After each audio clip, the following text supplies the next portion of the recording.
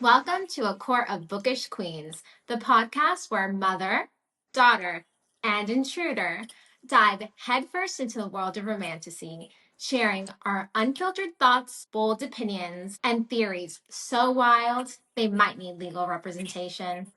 I'm Juliet. I'm the daughter, romantasy addict, and CEO of Falling in Love with Fictional Men. I'm Helen, the mother, trained legal counsel, romantasy lover, and fully here for the drama.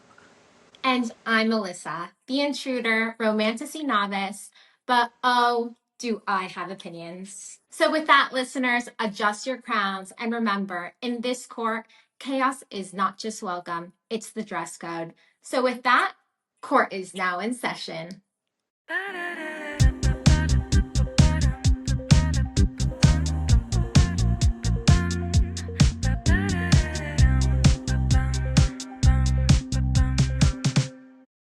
Hello, and thank you for joining for today's episode where we are covering chapters 21 to 31 in A Court of Thorns and Roses by Sarah J. Maas. Before we dive deep into the episode, please listen closely to our content warning.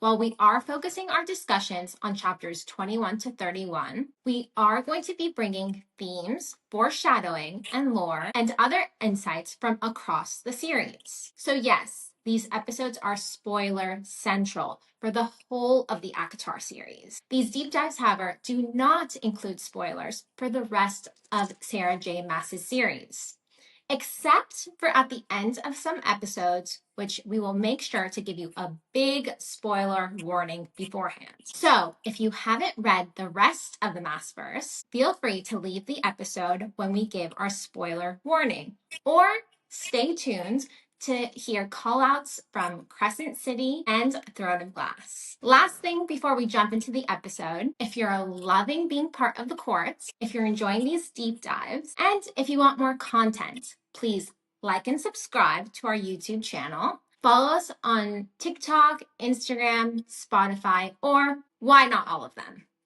Okay, so I'm super excited. Just a brief recap. Last episode, we talked about Tamlin a little bit, about Lucian a little bit. Feyre is painting again. She's adjusting to life in the spring court. And I think the chunk of ACOTAR that we could talk about this time would be like maybe Summer Solstice. Oh my gosh, I said that right, guys. I can never say it in one go. Okay, Summer Solstice and the lunch the next day with the special visitor that barges in. So I want to know, since we're rereading it, did you guys have any different thoughts on Feyre and Tamlin's chemistry during the Many, summer solstice? many. And I have a confession. So the last time I didn't read all the way up to Fire Night, and I did now, obviously, but my goodness, do I have some thoughts on Feyre and Tamlin. Like, if we just go back for a second. So, I know last episode, Jules, you said that Feyre didn't really start falling in love with Tamlin till Tamlin gave her the paints, right? But now that I've read it, like, and really digested and dissected it, I think it's more when she speaks to the Suriel and the Suriel says, stay with the High Lord. That's when she stops being afraid, right? And kind of just opens herself up more. And she asks to paint. It wasn't like Tamlin gave her the paints. Like she asked to paint and then blah, blah, blah, right? And you just see her like not being frightened so much, being more open. Because you see Tamlin trying in the beginning. Like, oh, poor guy. He was like, do you want to go for a walk? Do you want to do... And she'd just be like, nope, and go off to Lucian, or nope, and do something else. What were we talking about? Like the question. It was, what was Well, the original question? okay, so what I want to know is now that we've reread this chunk of ACOTAR, did you have any different thoughts or just thoughts you want to share about Summer Solstice? I want to know what your thoughts are on their chemistry as well. Yeah, yeah, for sure. Okay, So I think if okay. anything, it emphasized for me that Feyre had real feelings. Real feelings. She felt joy. She felt like she She had was real, drunk. genuine feelings for She Tamlin. was she was drunk. on the fairy wine. Of course she was happy. No, she was happy before that, Jules. You think she was just She drunk? she, Lucian was like, "Don't drink that. It's gonna mess with you." And she was like doing it anyways. And she was like just in this whole different world, like couldn't stop smiling, giggling. Okay, Like, of then course she was happy. explain to me Fire Night when he bites her and she gets all hot and bothered. That's Oh, not what's she at wasn't question here, drunk. though. She what? That's not what's at question here. We're talking about their chemistry. Because remember, this is the Yeah, first time they because actually but you're kissed. trying to interpret like one piece of the book in which she's drunk and then say she only liked him because she was drunk. And I'm trying to show you that no, there's other instances prior to that moment where she's already feeling attraction. Fire Knight, like clear example. He was at his most beast, feral, and she's like, "Oh yeah, give it to me." And Yeah. after that, there was a place where he says she ends the chapter by saying, "I didn't lock my door that night." Yes, she exactly. She didn't lock the door. She didn't set up a snare or whatever. She, She she wanted it wanted all. him to come over. Hmm. She was, no, she was just lonely, but we can move on. Oh my, Jules, and look, I'm trying to be open to Reese this time around. We've only seen a glimpse of him, right? We saw a glimpse of True. him on Fire Night. You can tell that Yeah. she was like instantly attracted and all of that. But that's not going to be the same case with Tamlin because Tamlin, like, okay, Reese and Tamlin, the meet cute is so different, right? Tamlin barges into her house, says, "You have to come and live with me," rips her away from her family. She's not going to just like automatically fall in love with this guy. She's afraid of him. She doesn't really know who he is. She doesn't know where she stands with him. Whereas Reese, right? He's the savior. She was about to get attacked and he came in and swooped her off her feet and like saved the day. So like they have a great meet cute. You know what I mean? With Tamlin, it's about building that friendship, and you can see she allows herself for it to start building after the serial gives her permission. I I found it, by the way, Melissa. Okay, It's at the end of chapter 25. She says it was the happiest moment of my life. there you go, Jules. Yeah, because her life has been miserable. It doesn't take that much to make her happy. Shut him down. That's true with a lot of people that, like finally find somebody sweet to, Okay, to kind of, but okay. it doesn't detract from her feelings. She's feeling giddy. I want to Yeah. know your actual thoughts. I'm Um. sorry, I'm taking you back to Summer Solstice, right? They had their first kiss. We need to discuss that. When I Okay. first read it, I was so just like, I wanted, like, I'm reading a romantasy book, right? Like, I want the romance. I'm here for it. When I read it on the pages, I was like building it up in my head. I was like, yeah, they're into it. Let's go. It's finally happening. But in the reread, it's very different for me. And I want to know if it's different for you guys. Because when I was reading it this time. She had the fairy wine, whatever. They're both standing there. They're looking into each other's eyes. She goes like, "What?" And then he goes, "I think I'm gonna kiss you." And then she goes, "Then do it." And then he gives her like a really light kiss, and then he No, pulls he away, kisses and her then she eyes, I thought. Or was it no, that no, no, no, No, different? no, no. no. Okay. That's another time. Okay, okay. So he does a very light kiss. Okay. They like pull away, and she goes, "That's it." And I'm like, how is this romantic? When I'm rereading it, I'm like, that's not romantic. So I'm like, there's no like, what the chemistry is off. That's what I felt. Whereas the first time I read it, I was like, oh, they kiss. Like I don't care about anything else. Like you're just like wanting this love story, right? It's Yeah. just different. Okay, I feel like it just wasn't that big romantic a moment, Moment. but it's because they're friends. Like they're building a friendship. She was afraid of him, and now she's having these different feelings. So it's not going to be that fireworks after the first kiss, foot popping, But it's not really that I was looking for fireworks or something, but like they're really just like not on the same page slash they're not right for each other because in his head, his the first kiss should be like what he did, right? Very light, very, gentle, whatever. And the fact that she says that's it is that she was expecting a much bigger moment. They're just not, it's not compatible to me. Like, yeah. I don't think it's not compatible. I just don't think it's explosive. And not every Well, love story has to be.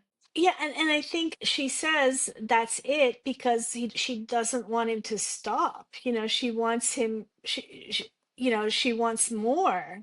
Yes. She wants explosive, and then they kind of get it, after that. But Helen, you but are it's so still, right. I retract everything I said because Jules was making me think like that's it, like that's the kiss. But it was more like that's it, like you're stopping. You're right, Helen. Jules, shut down. That's just how That I was that. interpreted it. You're reading it with that perspective of like, oh, that's it, but it's not that. It was like that's it. Like you're not gonna keep going. Like oh, I'm ready. Okay, so I feel like we should talk about the very next day after Summer Solstice. So we know that Tamlin and Feyre stayed out like basically till dawn, and the three of them, Tamlin, Feyre, and Lucian, they come in for lunch, which is really like their breakfast. Yeah. And they're all like they're sitting there and they're eating, and then this is like, to be honest, I have to say this. This is the first time in the reread where I felt like Tamlin and Feyre kind of had like some back and forth that was more like they were smitten with each other, you know? Like they were kind of like flirting but not, and it's like, they're like giggling and whatever, and Lucian's like trying to be, he's like, guys, I'm trying to eat here. yeah. And But Yeah. he's like, okay, I should just leave. yeah. And that's exactly what I was getting at before. They were at the very beginning. Their foundation was being built. And in comes Yeah. Rhysand and just snatches it all up. I swear, I it's so unfair. I like in this reread, I have felt so bad for Tamlin because he had a real shot. He really did. And it was just swooped out from under him. I feel so yeah. bad for him. I see what you're Yeah. saying now. I see what you're saying. So, yeah, so let's talk about Rhys shows up because suddenly Tamlin halts everything. He's like, Feyre, get to the window, and then like, they glamour him. Um, Thoughts on Rhys and that all that interaction now that we've read it a second time? He's not just nasty; he is extra nasty. And of course, like we know that he did it on purpose. We'll know later in another book, right? But he didn't have to be that nasty, did he? He was like exposing her thoughts. He was, yeah, like he crawled into her mind, and then says, oh, she has delicious thoughts about you, and Yeah. why is she thinking of your hands between her thighs, When I read so, that, I was like, he's saying these things out loud, I would die. and did he have to be that nasty? Now he says that he felt like he had to be, right? Because it would be a thousand Oh, times worse if Amarantha found her, and he would but kill why her. did I he mean, she have to would say kill her. anything? Why did Well, he have to say anything? yeah, he said because he was scared and wanted to scare both of them, All of them. so that all of them, so that they would send her away. Okay, he says that, right? In saying that, we do realize he screwed everything. Because if she had a couple more days, it would have been, I love you too, curse is broken, no need for a book 2, 3, 4, 5, possible No, 6. no. There is something else there, though. I noticed it this time. Reese, he basically says that even if she broke the curse, Amarantha would go through anything to find her and kill her. Yeah. Yeah. He Actually, says it straight out. Tamlin says that. Yeah, Tamlin says that later. Yeah. But that's why Reese has actually gone way too far, Yeah. so that, The whole point of that lunch was to instill fear into all of them, especially Tamlin, so Tamlin would make the decision to send her back to the mortal realm. I call and this is BS. against, and it's against his own interest, because he knows if that curse is broken, the possibility of everybody becoming free is more likely. You know, I don't understand what you mean by that. if she breaks the curse, it's only breaking the curse against Tamlin and his court. Yeah. It's not breaking the curse for the entire Prithian world, right? But once Tamlin is free, he could kill Amarantha because he'll get Exactly. his power back. But in order to do that, he would have to find Amarantha first, right? So He's afraid that she will find Feyre first and kill her. I still call BS. Because I think if they had a couple more days, they would have fallen in love. Tamlin would have gotten his powers back. They could have hid Feyre anywhere. They had all of Perinthian, all of the human realm, and then he could have hunted Amarantha down and debilitated her. But I don't think Rhys so. ruined it all. I don't think so. I don't think that Tamlin could actually destroy her. There's something in one of these chapters in this chunk that we read that it made it sound like he can't defeat her even with all his powers. Really? No, he did. He's the one who broke the curse altogether. Tamlin had the ability to kill He does Amarantha. have the ability. So And that's what he does. exactly. So once again, Rhys ruined it all. He came in, he didn't let things progress to the point where it could be resolved. He like cut it off, and then we have all this drama under the mountain because of Rhys. And under the mountain is where we know, right? And we'll get into it next episode, where everything changes. Feyre becomes traumatized, Tamlin becomes traumatized, Rhysand comes in, plays the hero, and everything flips on its head. Like, Rhys is the villain in my eyes. I don't think Still, so. I really still, don't think so. I think that Rhys, for the first time in his life, feels the strongest connection he's ever felt with anybody, which is that vision that he keeps getting, and he's gotten it for the last 3 years or so.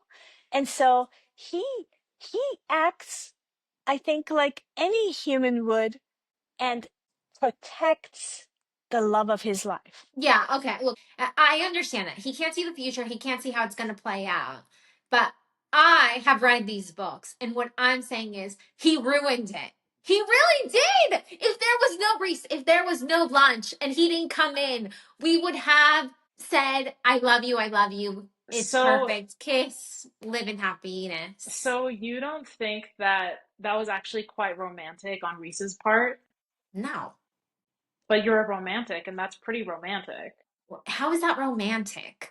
Wait, He's what? not romantic. He's actually selfless because he also knows, he also knows that once he starts acting nasty to her, there is very little possibility of her falling in love with him. Because what he's Especially when doing, he, wait, especially because he went into her mind and he said she's even more stubborn than you are, Tamlin. Like he even knows how stubborn she is, and he's still upholding this image of being this nasty guy. and he's Yeah. doing it only to protect her. He's Okay. not expecting her to fall in love with him at all. In fact, he thinks he may never see her again, because if all works the way he wants it to, she's going to go away and it's all going to be finished. How is any of that romantic? Like, put your finger I down, think Jules. that's I have no very, idea how this is romantic. He well, barges into that's, a room, goes, "You dare glamour me," and like scares everybody. Reads her minds. Like, first of all, gross. How dare you enter my mind? Like, that's my personal space, right? And then he exposes her thoughts to everybody. Like, oh yeah, you're To instill protecting me. fear, you You're gotta protecting zoom me by out. embarrassing You me? gotta zoom out. You're looking at details and not the big But picture. that's what I'm looking at, because that's all I know of Reese. That's all the readers know of Reese in that moment, right? If you want to oh, skip ahead to chapter absolutely. 54, No, sure, go no, ahead and we can erase everything. But in that you're, moment, yeah, in that moment, it's No, you're totally he's a correct. tool bag. You're totally correct. I And agree. I think, Yeah. yeah, I and we're agree. talking more like as if we're rereading it, not reading it for the first time. Yeah. Yes. I think I have to reread chapter 54 and then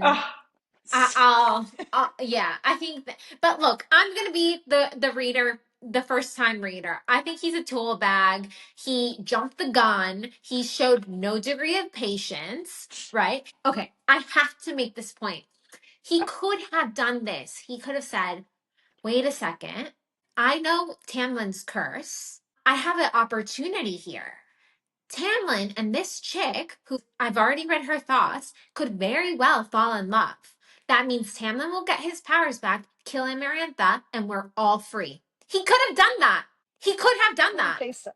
I don't think so. Why You do you don't not think? think so? Why do you not think so? On a reread, and Tamlin says this earlier. He says that the bond is stronger than the bonds of marriage. Rhys already knows that there's a bond between Rhys and Feyre. True. He's felt this. And Rhys knows that if Tamlin and Feyre get married, at some point she will figure out this bond and will have to leave Tamlin anyway. That bond True. You is wouldn't stronger. have to. Melissa, Listen, what are you let's saying? put it. What if you had this thing where you were married to a person, and then suddenly, I mean, it's in a fictional world, right? Where there is such a thing as a mating bond, right? I don't believe in soulmates and things like that in that same way. But in a world where it's very real and you have a Yeah. mating bond, Yeah.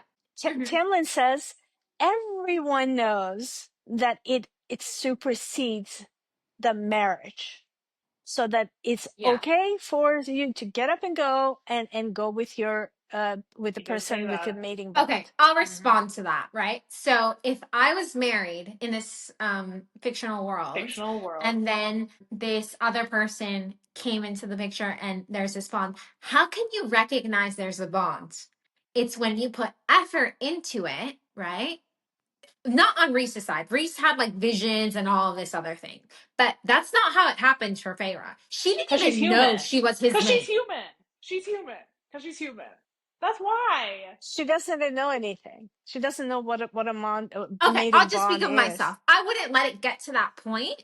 If I'm already married, I wouldn't let it get to that point with another male to be like, oh, wait, there could be something here. See, How did and I I that's discover agree with this? that. No, I yeah, agree with this on a moral basis. I Yeah. totally agree. In yeah, fact, if I lived in that world, I would never get married exactly. Yeah, especially when you until because you and I know unless I if you Um, know and you're that gonna live you're gonna have thousands a of mate. years. Yeah, yeah. Yeah. Okay, I So agree with yeah, you that. just wait. yeah. We all agree with that because we're all smart. Yeah, you would just wait for your mate. But unless like you're Yeah, gonna you be a know. queen or something. I would get married if it was like a king. I'd be like, yeah, sure. We're not mates, but let's do it. Right? Let's lock it Yeah, and up. Give then me my castle. in 1,000 years when I meet my mated bond, okay, bye, goodbye, see you later. Yeah. I've already had my children, blah blah blah. You know, are we going to talk about her at home and then Yeah, her with Alice? yeah. So I want to hear your thoughts on that, but also about Nesta not being glamored, or she just had such a strong mind and maybe even will that it just didn't work on her. And Yeah. even though there was moments where she thought that she was crazy because no one else, it worked on Yeah. everyone else. I don't know. What are your thoughts on So that? yeah, that was crazy because when I read it the first time, you know how she chucked something on the floor like it was this piece of wood. When I read it the first time, I always thought it was that carving her dad had made, and she Mm, held on to it during that interaction where Tamlin comes in, and I thought that's what prevented her from being glamored. Come to find, I was like completely wrong, and it was just her strong will, and she kept that piece of wood to show like the scratch mark or something as yeah, evidence that there was a beast in here. She yeah. is incredible. She is strong. She's built Yeah. different. She's built different, that's for sure. Yeah. And she's being glamored not just by anybody, but a high lord. Yeah. True. True. You know, so to avoid that glamour, needs something incredible, Oh, which, or it could also mean that maybe, you know how there's like these theories that one of the daughters isn't Papa Archeron's, but it Hmm. could be somebody mm, else's. Maybe that's why the right, glamour didn't affect her, because she's not fully human. right. I do also want to talk about Elaine. I feel that I was very wrong about her, unfair to her. Now that I read back, I'm looking at things in detail. And she's like we talked about before, she is like the little child, she's like the youngest, even though she isn't. Now upon reread, I see that she's very kind. She's the only one that really shows kindness to Feyre, not in action so much, but in her words. When Feyre returns home, she's the one that throws a party for her. She's the one that says, I really want to go travel the world with you. Hmm. Um, Nesta doesn't want to do it, but I would love going with you, you know? And she's also very social, which I didn't pick up the first time. She's a perfect hostess. She can discuss things with everybody, make everybody feel like welcome, all that. Hmm. So to me, I'm looking at Elaine a little bit different. And then I Hmm. start to see her later trauma, where she is and where she ends up. So Yeah. I've been unfair. I I understand that, and I take it all back. Yeah, I think it's the only time in throughout the entire series where you see Elaine's personality. I really do wonder about the theories about her. How much she loves. Like, I know we say Nesta is maybe not Papa Archeron's, but like she's just so different from her other two sisters. She doesn't share as many physical traits, right? I think she's the only one like with brown eyes or something like that. But then also They, just, yeah, mhm, they all have the same hair. That's like very evident in the first book, but I think she has different eyes than Nesta and Feyre, because in actually this chunk that we just read, yeah, Feyre says, "I looked into Nesta's eyes, my eyes, our mother's yeah, eyes." yeah, yeah. And then she also says about Elaine's eyes being brown like her dad. Mm. Yeah, so but like brown, it could be, I don't know. I think it's more the flower thing that really gets me. I just feel like Elaine is the spring court, like she's part of the spring court, but I don't know. That would be so Or weird she's as well. or she's destined for it. We'll see. We'll see at some point. But she's destined to Lucian, and Lucian is part of the autumn court. Oh, wait. What happens if Tamlin dies? Who does the spring court go to? But I thought SJM would give Tamlin a redemption arc, so like, do you think she'll really kill him off at the end of No, the whole I series? don't Yeah, think I so. don't think so. No, I'm not saying that. I'm just saying we don't know who is next in line. I think, okay, look, guys, I really think we should talk about Crescent City. I just want to hear updates. Like, do you have anything Oh my for us? gosh, Crescent City. I think I'm more than halfway through. Like they're still Okay. investigating things, but like I got to the part yesterday where Hunt had to do his whole like Umbra Mortis, like put on the helmet, went out, killed people, and he was just like devastated and he came back and he was like a shell of himself and she was taking care of him. Oh my God, that like warmed my Wait, heart so much. wait, But how can did I she take care of him? she went to the bathroom and like gave him a shower and things, and I just thought it was really sweet. I like it, and that's why I liked it because there's nothing like sexual about it. It was just such pure It was, friendship. yeah, it was so intimate, but like, yeah, not sexual. Yeah, That, it was just like the okay. most like intimate, but like friendship level wise. And then but even more than that, what I thought was so beautiful was when he didn't want her to leave, right? And then she stayed in the bed and he had his head on her lap and she was just wearing a t-shirt. And it goes remember how I was asking about the t-shirts and stuff? So funny.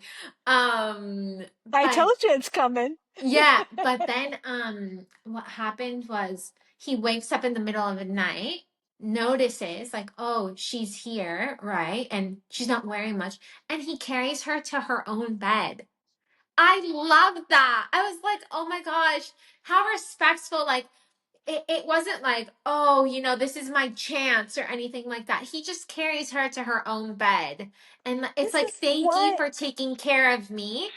Like, I will put you back where I know is your safe space, now you see why Hunt is my favorite Mamsi. Okay, we're And it grows from that level of like friendship. And then it's like the next morning he's making breakfast, and like they're so like, things are right. getting really steamy, and he like burns the breakfast. Like, that's funny, things like that. So I'm Okay, enjoying but it a lot. Yeah. we're like going over that shower scene like way too quickly because that was like the highlight of every book ever in existence ever. Really? Like I was like, this is the greatest thing ever. I was just Oh, so obsessed. Like I was waiting for you to so get I to that gotta I point. gotta say this. I want to yeah. say this. So Juliet always says that Yeah. she likes spice in her books. Mm-hmm. And I asked her once, and I said, is it really spice or is it just love? That feeling, And this Yeah. shows to me, since this is her favorite scene ever, Yeah. that this is actually care and love. It's not spice. It's so And this funny you is say why, that, because I was literally thinking the same thing when she said, "This is my favorite scene ever." I'm like, but there's no spice in it. Did you think there was going to be spice, Jules? Or You what? can love two things equally. Like, look, one satisfies the romantic in me, which I think is that, like, just intimate, sweet, like, wholesome, but also just like caring and like, just like everything you want. And then there's this other side that's just like, oh my God, let's go. It's like passion. we were talking about Crescent City, and I was mentioning that he was my favorite MMC. But actually, now it's actually Kai. Kai Mm, is my favorite MMC. Okay. okay. Hunt is a very close second, Okay. but Well, I'm I'm I'm enjoying definitely Hunts. I'm enjoying Hunt a lot, and I see that Crescent City doesn't get as much love from readers. Usually, they're like, It "Oh, doesn't. like it's ACOTAR true. devouring it, Throne of Glass. It's This is the best true. series Yeah. ever made." And then Crescent City's kind of like, I don't know, kind of like people are sleeping on Crescent City, but I think Hunt Well, is very like he But you know fulfills. what? but We have don't, not read the last book. So Yeah. I don't know how it's going to end. but And I, because of that, I don't know why, is it messed up? Is that why people are not really making a mm, big deal out of Crescent City? see, I don't Mm. I don't trust people because when I finished the second book, I loved it, super enjoyed it, obsessed. But I saw that there were a ton of people that were like, no, no, this first book was better. And I'm like, what do you mean? Like it was so Exactly. good. I don't It trust was people like perfect. It was both those books were fantastic. I that. can't wait to read Yeah. the third one, Yeah. although I have a fear now. But yeah. Yeah. Okay. Okay. I do think it's underhyped. Definitely Crescent Yeah. City is underhyped. At this Yeah. point anyway. Yeah, I think it is.